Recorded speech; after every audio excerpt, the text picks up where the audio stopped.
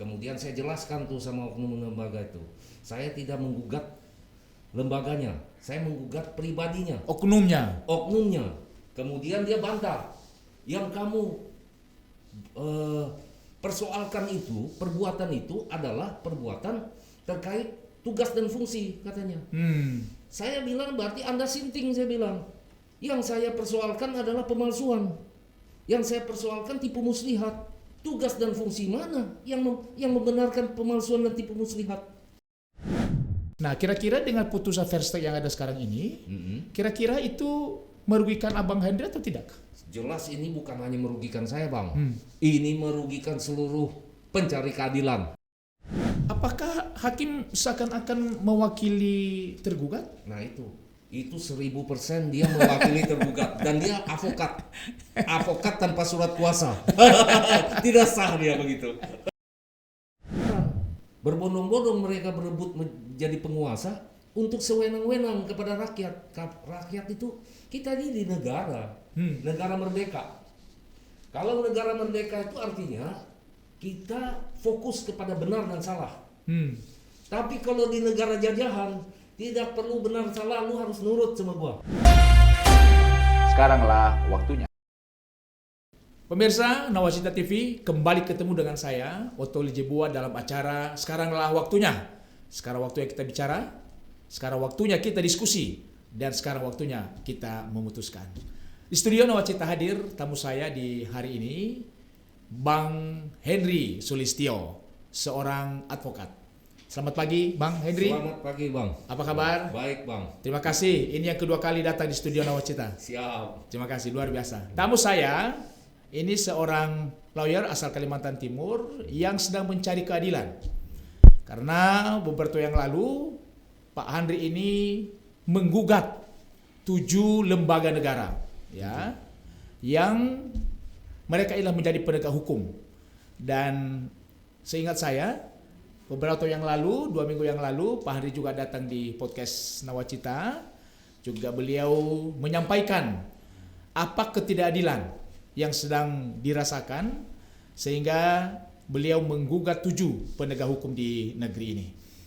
Pak Henry, Siap. bisa menceritakan sekilas tentang sampai mengapa bisa menggugat 7 penegak hukum ini? Oke. Jadi saya ralat sedikit ini, Bang. Ya. Terkait gugatan ini bukan ditujukan kepada lembaga, Ya. tapi 7 oknum petinggi lembaga. Jadi oknum. Jadi bukan lembaganya tapi pribadinya yang saya gugat. Bisa disebut siapa saja mereka ini? Ya, Syarifuddin itu ketua Mahkamah Agung tapi mantan. Tanggal 16 tadi diganti dia. Ya. Nah, terus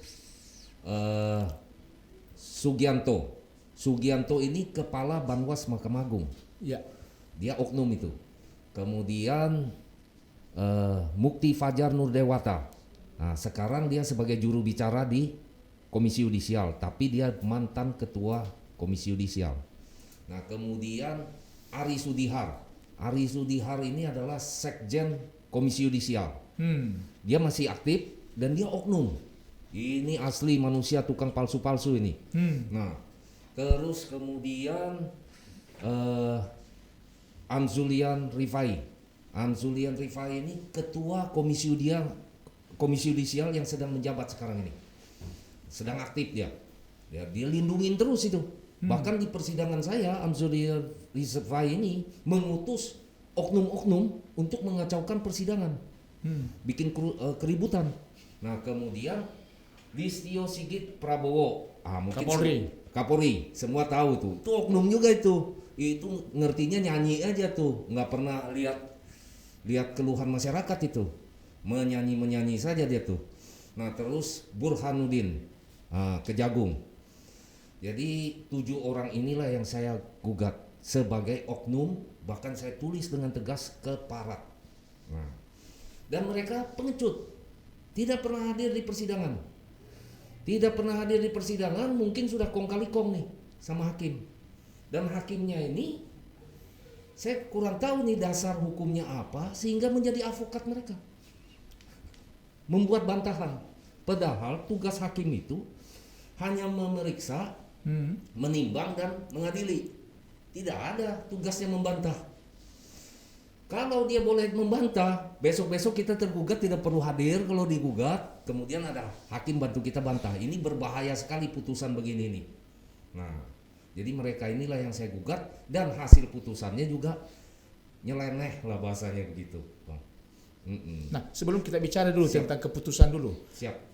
Mengapa sampai oknum 7 orang ini Abang Hendy gugat mereka? Apa masalahnya? Ya, seperti tadi yang saya katakan, Bang. Mereka itu pemalsu. Pelaku tipu muslihat, pelaku pelindung dan backing para oknum-oknum bawahannya. Backing mereka ini. Saya pernah ditanya sama teman-teman, lu gugat 7 orang ini apa ada backingnya? Saya bilang kalau saya mau cari backing, pasti saya cari 7 orang ini. Tapi sekarang 7 orang ini saya gugat supaya Indonesia tidak ada lagi backing-backingan. Begitu. Begitu, Bang. Tapi Abang Hendy bisa membuktikan keterlibatan 7 oknum ini Saya ya? tentu bisa membuktikan. Itu sebabnya mereka jadi pengecut, nggak berani hadir di persidangan. Saya bikin kata-kata yang provokatif, tetap mereka tidak mau hadir. Saya bikin di medsos postingan-postingan saya yang provokatif, mereka tidak peduli. Nah, negeri ini bagaimana kalau petingginya saja tidak bermartabat? Ini harus dicopot, diganti yang bermartabat. Ini tidak bermartabat mereka ini. Setiap hari dicaci maki sama masyarakat, dia nyanyi-nyanyi di panggung, cuek saja. Nah, ini tidak bermartabat yang begini, ini malu di mata dunia. Kita tidak boleh pakai orang begini, kita harus ganti. Moga-moga Prabowo ganti itu orang dengan tidak hormat. Nah, perkara ini kan disidangkan di Pengadilan Jakarta Pusat ya. Siap, Bang. Bisa sedikit Bang Hari cerita tentang proses persidangan yang ada di Pengadilan Jakarta Pusat sampai ada keputusan. Baik, jadi saya masukkan gugatan, kemudian mereka tidak pernah hadir, mereka mengutus oknum lembaga. Kemudian saya jelaskan tuh sama oknum lembaga itu, saya tidak menggugat lembaganya, saya menggugat pribadinya, Oknumnya. Kemudian dia bantah, yang kamu persoalkan itu, perbuatan itu adalah perbuatan terkait tugas dan fungsi katanya. Saya bilang berarti Anda sinting, saya bilang. Yang saya persoalkan adalah pemalsuan. Yang saya persoalkan tipu muslihat. Tugas dan fungsi mana yang membenarkan pemalsuan dan tipu muslihat? Sekarang saya mau buktikan. Tolong Anda jangan ganggu ini persidangan, saya bilang. Silakan keluar. Anda lembaga, bukan Anda yang saya gugat. Silakan keluar. Tidak mau keluar dan berlawan. Kalau gitu jawab dulu, saya bilang. Jawab dulu. Kalau mobil itu nabrak, yang salah tuh supirnya atau mobilnya. Ya. Nggak mau jawab. Nah udah nggak mau jawab. Brutal udah ini. Wah, akhirnya ribut keras itu, saling bentak, saling ini. Akhirnya hakim melerai, suruh mereka keluar. Hakimnya berani tuh suruh keluar. Nah, kalau boleh tahu ini sampai terjadi putusan kemarin itu, Ya, siap. berapa kali persidangan? Pertemuan mungkin ada berapa ya? Saya sendiri sampai lupa nih, yang ke-10 apa ke-11 ya? Oh. Ya, saya ada menghadirkan saksi, 3 saksi yang saya hadirkan, saksi fakta bahwa memang ada perbuatan-perbuatan oknum-oknum bawahan yang memang mereka pelihara, bukan saja dilindungi tapi dipelihara. Nah, Dan 7 oknum ini, satu orang pun tidak pernah hadir dalam persidangan. tidak pernah hadir dari sejak awal Sampai ada putusan pengadilan. sampai ada putusan pengadilan dan hakim menjadi avokat mereka. Nah, bagaimana bisa? Jadi dari putusan kemarin kan kita melihat bahwa keputusan itu first take ya, Ya, first take tapi ditolak. ditolak. Bang Hari bisa menjelaskan apa itu keputusan first take? Nah, putusan first take itu sendiri artinya putusan. Iya, oke. First take itu artinya putusan. Putusan tanpa kehadiran lawan dengan alasan karena lawan itu tidak menghadiri persidangan. Oke. Nah, tergugat tidak menghadiri persidangan dan hari pertama pun harusnya dikabulkan. Dia tidak hadir di sidang pertama, itu langsung dikabulkan. Itu menurut peraturan HIR 129. Oke. Nah, tapi karena ada para ahli yang mengatakan A, B, C, D, Z ada ini, pertimbangan dan sebagainya, hakim punya keyakinan juga akhirnya dimundur sampai 3 kali. Nah, tanpa pembuktian, tidak perlu dibuktikan namanya first take itu. Namun tidak menutup kemungkinan juga first take itu bisa ditolak dengan alasan apabila first take itu menggugat terkait hak. Contohnya saya menggugat abang kagak boleh pakai baju jas. Nah, itu kan hak seseorang, tidak boleh kita gugat. Tapi ini terkait kerugian yang ditimbulkan. Ada perbuatan tipu muslihat, ada perbuatan melindungi oknum-oknum, memelihara oknum-oknum. Nah, ini kan yang menimbulkan kerugian bagi penggugat. Nah, dan penggugat itu, istilahnya penggugat itu adalah pencari keadilan. Ya, betul. Nah, jadi kalau dia tolak sesuatu yang sudah ada dasarnya, memang sudah diatur, ini hakimnya ini keluar jalur ini, sesat ini. Nah, dan dia membuat bantahan-bantahan untuk dipertimbangkan bantahannya sendiri, kemudian ditimbang bantahannya sendiri, kemudian dia benarkan bantahannya sendiri, kemudian dia adili itu perkara. Ini kan jadi advokat sekaligus jadi hakim. Nah, jadi first take kembali kepada first take. First take itu keputusan yang harusnya dikabulkan apabila memenuhi Tidak hadir lah. tidak hadir, dan upaya dari tergugat itu kita tetap berikan. Peradaban peradilannya begitu, dan mereka dikasih kesempatan first take namanya, Bang. First take. Kalau ditolak karena menyangkut hak itu tidak ada upaya hukum lagi. Tapi saya ini diberi lagi nih banding katanya. Oh, diizinkan banding. Saya kurang paham, tapi diikutnya banding. Tidak ada sejarahnya itu. Ini cipta-ciptaan semua ini. Karena cipta-ciptaan ini tidak ada di undang-undangnya. Undang-undang mana yang begitu? Padahal di kekuasaan kehakiman itu pasal berapa saya lupa, yang jelas semua peradilan harus melaksanakan peradilan sesuai undang-undang. Namun yang ini ciptaan semua ini. Peradilan ciptaan ini. Peraturan ciptaan juga ngarang semua ini. Bahkan putusan ini pemalsuan. Ini ada palsunya di dalam ini, Bang. Ada fakta persidangan yang tidak dia tuangkan di sini. Karena saya ada bertanya kepada masyarakat langsung, direct. Apakah masyarakat menganggap adil apabila tergugat tidak hadir kemudian dimenangkan? Tidak, jawab dari masyarakat. Nah, itu tidak ada di dalam salinan putusan ini. Sesuai unsur perbuatan pemalsuan, ini tidak sejati. Artinya fakta yang ada di persidangan tidak dicantumkan dalam keputusan, tidak menjadi pertimbangan juga hakim. Benar, berarti kan ada yang dikurangi. Nah, sekarang dalam proses itu kira-kira hakim sudah berapa kali memanggil oknum-oknum itu ya?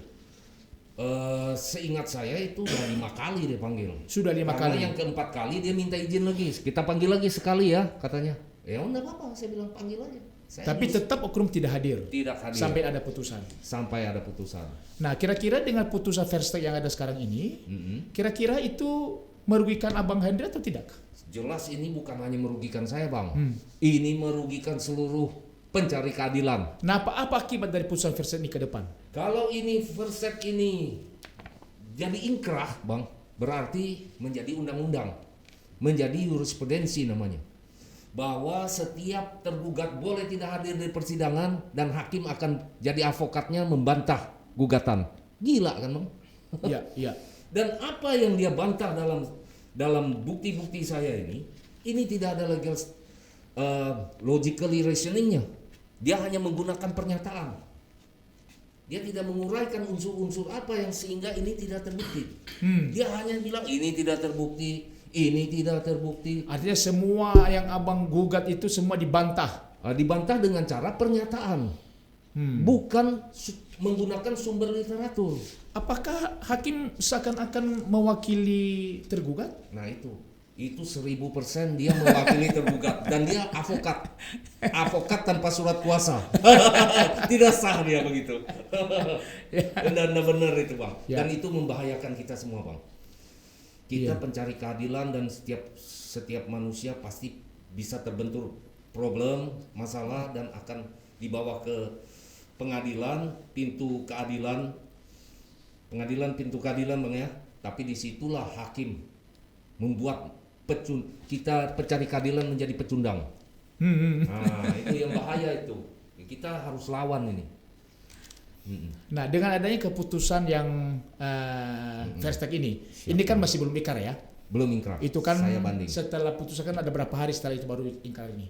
Saya sudah banding bang. Sudah banding ya. Sudah saya masukkan dan sudah administrasi. Berarti sekarang bang. sedang berproses ya. Sedang berproses. Iya. Benar bang. Ya, artinya kalau sampai kasus ini ikrar, maka ini menjadi contoh ya ke depan bahwa di sebuah pengadilan kalau kita mau mencari keadilan, tergugat bisa saja tidak hadir.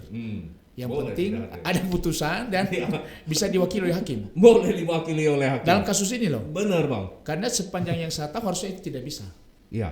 Ya, harusnya tidak bisa. Kalaupun oknum tidak bisa hadir, minimal dia kirim pengacara Benar. sebagai perwakilan dirinya karena untuk membantah. Karena kalaupun tadi dikirim yang dikirim adalah biro hukum dan segala macam, kan yang Siap. digugat kan bukan lembaga polisi, Benar, bukan bang. lembaga jaksa agung. Benar bang. Tapi minimal kalau dia nggak bisa hadir harusnya pengacara lah. Siap. Ya, kuasa hukum pribadi dia yang ini. Nah, sekarang dengan keluarnya putusan ini dulu, yang biarpun masih belum ikrar ini. Ya. Ya. Nah, kalau sampai kasus ini ikrar, maka apa yang terjadi? Apa yang terjadi? Kita akan gugat lagi bang. Oke. Kalau pribadinya, majelis yang mengadili di pengadilan tinggi kita gugat lagi sebagai oknum. Berapa orang hakim yang mengadili? Pasti tiga. Tiga. Tapi ketuanya pasti yang menentukan itu kan dalil-dalilnya itu. Nah, jadi ketuanya aja udah cukup tuh. Karena hakim tiga kita tidak tahu ini yang setuju apa ini yang tidak setuju kan. Tapi ketua pasti setuju. Ya, ya. Karena dia yang menulis di dalam berita acara sidang. Ya. Nah, jadi kita cukup ketua majelisnya saja. Berikut ketua pengadilan tinggi dan ketua pengadilan negeri. Ya. Nah, apabila Jokowi terlibat ya Jokowi kita gugat juga. Karena dia sejak rezim dia ini terjadi yang begini. Ya. Pemirsa Nawacita TV, luar biasa diskusi kami dengan Pak Henry di siang hari ini karena ini berbicara tentang mafia hukum di Indonesia. Nah, Bang Henry, apa sebenarnya tujuan Abang Henry menuju hukum ini sebenarnya? Kalau sampai pengadilan contohnya memenangkan Bang Henry dengan gugatan ini, apa sebenarnya Bang Henry harapkan? Ya, berarti kan negeri kita ini memang berdasarkan undang-undang, berdasarkan hukum, bukan berdasarkan kekuasaan. Tapi saat ini yang kita lihat faktanya berdasarkan kekuasaan. Berbondong-bondong mereka berebut menjadi penguasa untuk sewenang-wenang kepada rakyat. Rakyat itu kita ini di negara, negara merdeka. Kalau negara merdeka itu artinya kita fokus kepada benar dan salah. Tapi kalau di negara jajahan tidak perlu benar salah, lu harus nurut sama gua, kan begitu. Nah, kita tolak. Kalau ini begini caranya, ini kita dijajah. Hakim membuat keputusan, dia mengatakan gugatan saya ini terkait tugas dan fungsi jabatan. Dia tidak bisa menjelaskan literatur mana yang mengatakan pemalsuan dan tipu muslihat atau perbuatan-perbuatan tercela itu sebagai tugas dan fungsi. Kalau dia paksakan ini sampai di ketua pengadilan tinggi, sampai di kasasi, sampai ingkrah, itu namanya memprovokasi rakyat angkat senjata. Kenapa? Karena kita dijajah. Tidak perlu benar salah lu harus nurut sama gua, kan begitu. Ya, kita lawan lo penjajah. Kita ini konstitusional, melawan secara konstitusional, secara undang-undang. Tapi mereka tidak konstitusional, mereka inkonstitusional. Mereka melakukan perbuatan-perbuatan tercela, palsu, bohong, nipu. Nah, ini jadi pejabat negara ini, kacau lah kita jadi rakyat. Ya. Kita tidak heran korupsi di mana-mana. Ya. Kalau begini caranya. Tapi kalau ini dimenangkan, itu dampaknya luar biasa, Bang. Pasti koruptor bilang, kita punya backing udah pada ditangkap. Nggak berani lagi. Pasti nyusut banyak. Otomatis kas negara banyak, nggak perlu utang lagi tuh. Ya. Nah, kalau nggak perlu utang, DPR bingung tuh, kas banyak tuh. Buat apa nih kas duit nih? Nah, udah, buat anak sekolah gratis. Ya Nah, kan? kemarin di persidangan itu, Siap, Bang. apa saja bukti yang bisa Bang Heri berikan kepada mereka, yang sudah diberikan untuk bisa Yang dipertimbangkan? Saya berikan itu ada puluhan alat bukti. Yang paling krusial alat buktinya adalah pernyataan secara tertulis dari Sugianto dan Mukti Fajar Nurdewata. Siapa Sugianto? Sugianto itu kepala Banwas Mahkamah Agung. Dia menyatakan bahwa laporan saya itu terkait teknis yuridis.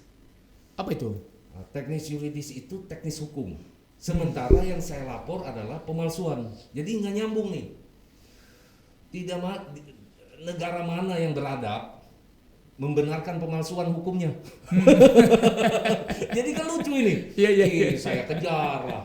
Begitu juga Mukti Fajar.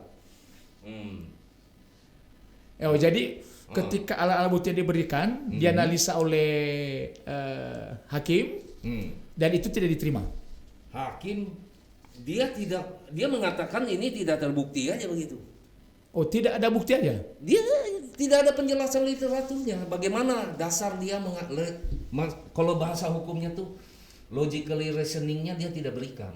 Dia hanya menyatakan ini tidak benar, ini tidak terbukti. Nggak boleh begitu. Untuk apa? Persidangan itu ada aturan yang namanya pertimbangan. Dia harus bertuangkan pertimbangan itu. Di sini dia tulis dia menimbang, tapi isinya dia menyatakan. Jadi semuanya isi dari putusan ini pemalsuan. Iya. Cara mempecundangi lawan ini, cara mempecundangi pencari keadilan ini. Iya. Harusnya kan hakim itu dia itu kan mempertimbangkan alat bukti yang diberikan oleh yang menggugat dan bantahan dari penggugat. Betul. Hakim baru mempertimbangkan kira-kira ini benar salahnya di mana. Itu dia. Nah, sementara ini tidak dipertimbangkan oleh hakim. Dia tulis dia mempertimbangkan, tapi dia bikin bantahannya sendiri. Jadi dia bantah nih. Kita kasih contoh ya. Ya. Nah, dia kasih contoh nih.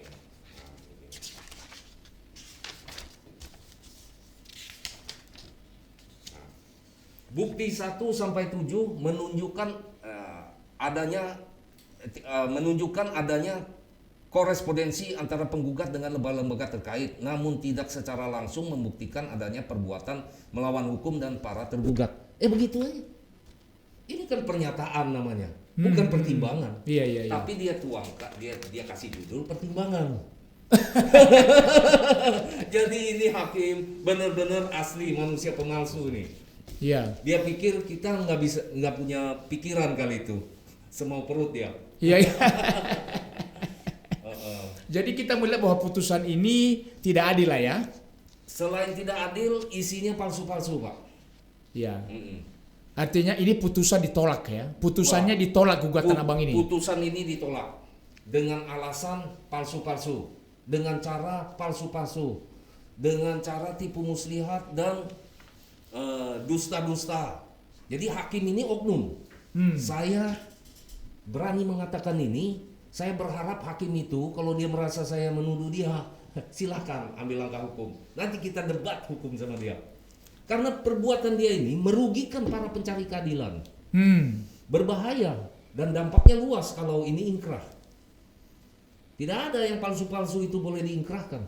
Ya, sudah pasti. Apalagi sampai dia ciptakan hukum acara sendiri.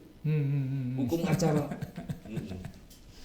Iya. Nah, kita melihat memang kan sampai hari ini kan penegakan keadilan di Indonesia ini kan kita sering mendengar bahwa hukum ini kadang-kadang tajamnya ke bawah tapi tumpul di atas. Nah, itu dia. Saya pernah wawancarai Ibu Dewas di KPK. Dia sampaikan bahwa sebenarnya penegakan hukum di negeri ini lebih sebenarnya kepada pribadi-pribadi, oknum-oknum.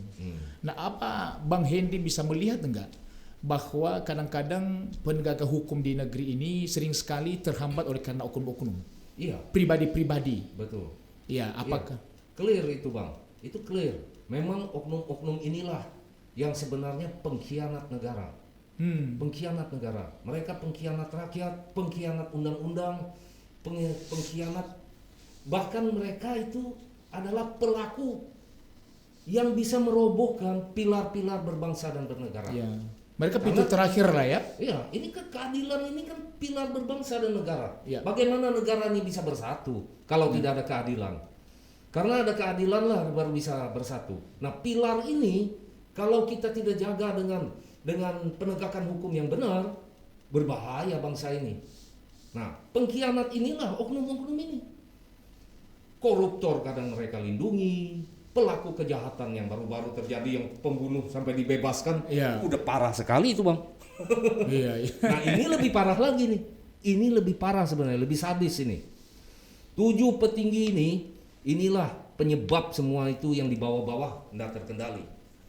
Nah sekarang kasus ini kan banding nih Bang Heri ya. Siap, Bang. Ini berapa lama prosesnya ini?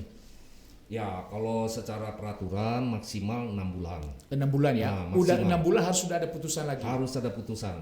Nah kita sambil kita pantau, kita monitor kan. Ya. Nah, pada prinsipnya apabila dia tidak, hakim majelis tinggi tidak bisa menguraikan literatur bagaimana seorang hakim bisa merangkap avokat, namun juga dia kuatkan lagi keputusan pengadilan negeri, dia akan saya gugat. Dia akan saya gugat. Termaksud ketua pengadilan, kalian tuh pengkhianat semua. Nah, nggak ada undang-undangnya itu. ya. Nah, Bang Heri harapkan dari banding ini, kasus ini? Ya tentu kita harapkan dikabulkanlah secara first take. Nah, kalau dikabulkan secara fast track, Nah, lawan diberi kesempatan untuk first track. Dia punya kesempatan untuk banding juga. Tidak bukan banding Bang. Kalau putusan secara first take itu, dia first set namanya. Jadi upaya first set mereka, peradaban peradilan itu sudah menyiapkan secara seadil-adilnya. Apabila mereka tidak datang, konsekuensi Anda akan di first take. Kalau Anda tidak terima dengan first take itu, Anda first set. Jadi ini peradabannya sudah ada. Tapi hakim yang mengadili sekarang ini tidak beradab. Membuat hukum acara sendiri. Nah, seandainya ini Siap, Bang. katakan dibanding nanti, Bang Henry dimenangkan. Baik. Keuntungan apa yang Pak Henry dapatkan? Keuntungannya artinya bukan cuma saya Bang, tapi seluruh rakyat diuntungkan. Kenapa? Karena undang-undang kembali kepada tempatnya. Terus kita punya negara bebas dari oknum. Dan penjahat kehilangan backingannya. Koruptor, penjahat kakap, kejahatan kerah berdasi, semua kerah putih, semua hilang backingnya sudah. Nah kalau mereka tidak ada backing lagi, otomatis negara ini banyak kasnya, tidak ada yang korupsi.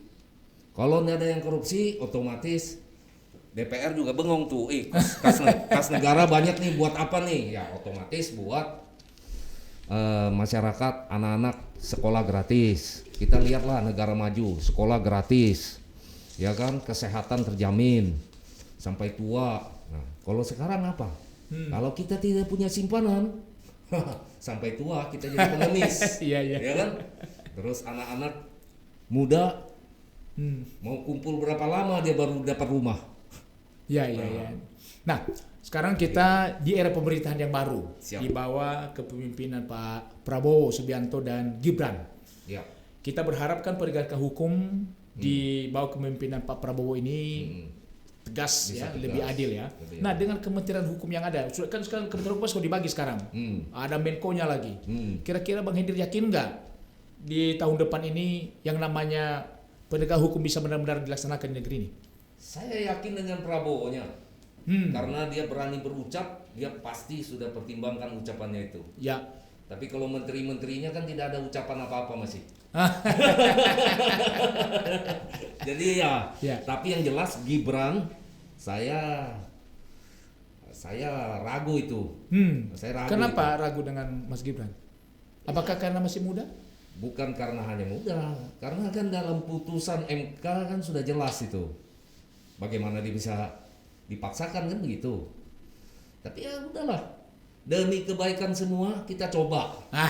Diberi kesempatan. Diberi kesempatan. Tapi begitu salah, saya berharap semua rakyat, ayo jangan diam, karena pemimpin yang tidak peduli, karena rakyatnya juga tidak peduli. Ya. Kalau rakyat peduli, pasti melahirkan pemimpin yang peduli.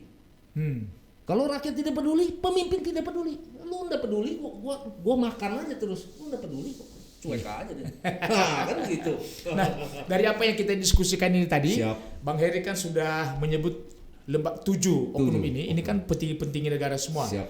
Artinya semua apa yang sudah disampaikan Bang Heri di podcast Nawacita hari ini bisa kita pertanggungjawabkan ya. Oh siap Bang. Siap ya. Siap Bang. Karena apapun setelah resikonya. Karena setelah podcast ini kita akan mencoba mengkonfirmasi kepada 7 oknum ini. Sepakat. Harapan kita mereka akan merespon. Siap. Minimal mereka bisa memberikan sanggahan dan penjelasan dari sisi mereka. Ya. Nah, dari kasus ini Hmm. sebagai penutup, Siap, Bang. apa pesan Bang Heri secara khusus kepada penegak hukum di negeri ini? Saya tidak kalah dalam putusan ini. Saya ingatkan kepada 7 oknum ini ya, saya tidak kalah, tapi saya hanya dipecundangi. Saya tidak salah karena saya hanya dimanipulatif. Dimanipulatif kesalahan saya ini. Dan kekalahan saya pun dipecundangi. Dengan cara dipecundangi. Jadi saya belum kalah. Mereka yang memalsu-malsu ini akan saya kejar terus ini. Dan saya tunjukkan sampai ke batang hidungnya bahwa ini loh pemalsuanmu, ini loh putusan palsu, contoh daripada putusan palsu. Ada fakta persidangan yang tidak dituangkan, ada pelanggaran hukum, hakim merangkap avokat. Jadi moga-moga ini tidak terjadi di persidangan yang lain. Ya, tapi kecil harapan ini tidak terjadi di persidangan lain. Selama oknum 7 ini masih bercokol di sini. Jadi harapan saya, kita jangan bakar lumbung untuk memberantas tikus. Cukup tikusnya kita copot, selesai kok negara ini. Daripada demo-demo sana, demo sini, bikin rusak sana, bikin rusak sini. Lebih baik kita ambil jalan konstitusional, kita gugat siapa yang pelakunya, face to face, lihat dia jawab apa. Kalau dia jawab palsu-palsu, ini kan jadi bukti nih, pemalsuan. Ya kan? Nah, begitulah saya kira, daripada kita demo-demo, people power dan sebagainya, tidak ada hasilnya, lebih baik energi itu dukung gugatan saya ini. Kita copot 7-nya ini, akar persoalan. Ya. Begitu, Bang. Terima kasih Bang Terima kasih banyak. Henry, luar biasa diskusi. Ada beberapa catatan tadi, saya menegaskan kembali bahwa menurut Bang Henry, putusan yang baru didapat adalah putusan palsu. Tentu ini menjadi satu pernyataan ya dari pribadi yang merasakan. Dan kita berharap beliau lagi banding, kita harapkan banding memberikan hasil yang positif dan sesuai harapan. Muhammad Gandhi pernah berkata begini, kebenaran tidak pernah merusak tujuan yang adil. Sekali lagi, kebenaran tidak pernah merusak tujuan yang adil. Pemirsa Media Nawacita TV, saya mengajak tonton terus Media Nawacita TV. Sekaranglah waktunya. Salam sehat untuk kita semua. Tetap semangat.